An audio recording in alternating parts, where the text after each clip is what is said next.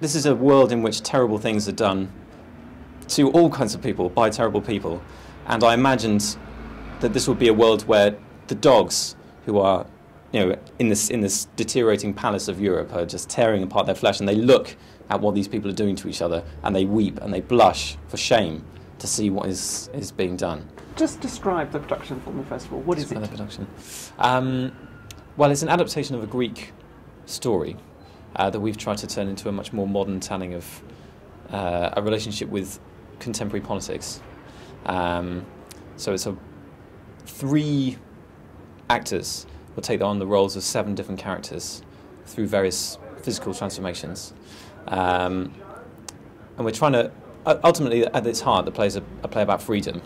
So we're concerned with this idea that these days the idea of freedom is very dominated by this notion that you should always be able to do what you want. You always have to be allowed to do what you want. And I think that there's somewhere in relationships with humans where you could think that people should think more about putting their wants into the context of other people's needs and being able to hold back from simply expressing the not necessarily even an animal want, but an egotistical want. There are many young aspiring playwrights who never get to have their plays put on in a London theatre. How did it come about?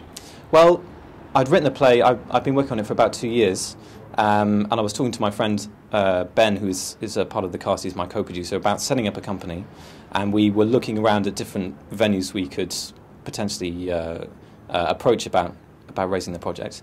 And number 1 of our list was the Tabard Theatre, because we come to see a production of their Maeterlinck double bill, directed by Benji Sperring. And it was interesting because we come to this beautiful part of town with an expectation that there would be a much safer atmosphere and that the audience would be kind of mollycoddled by the theatre that was put on, and we were completely blown out of the water by what the audience was prepared to take in terms of the dangerous material that was on show.